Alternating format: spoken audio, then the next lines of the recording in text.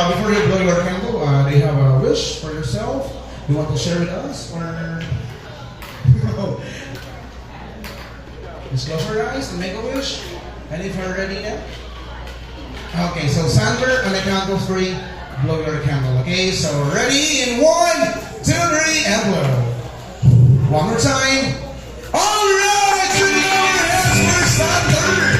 And syempre, the word is not yet complete without to hear yung message ni Mommy and ready for Sander. Ayan. Wait, nakalimutan lang ni Mami yung speech niya. That's the birthday wish for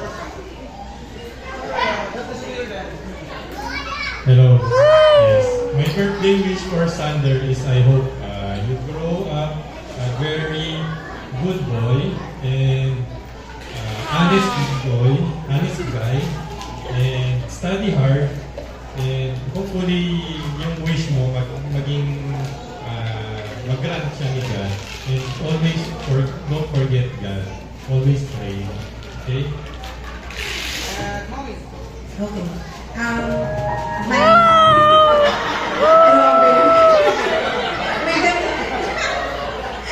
Okay, meron lang po akong 9 wishes for you, my dear Xander. Okay, number 1, may you always be grateful to God for all that He has given to you. Your life, your family, your teachers, your friends, even your 4 fluffy cats, even homeschooling. And number 2, may you continue to be joyful in all the things you'll do and always give it your 100%.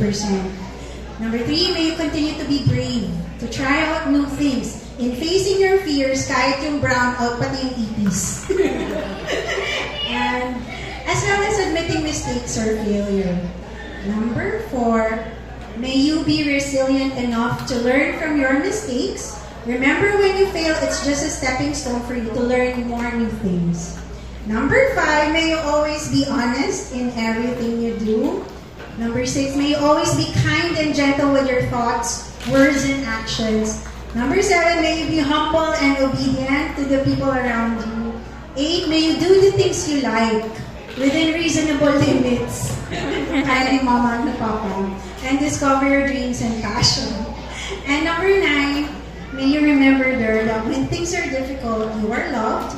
You have your family, your friends behind you. You have this community, Xander. They all love you. Remember that. And yun lang. Love you, Xander.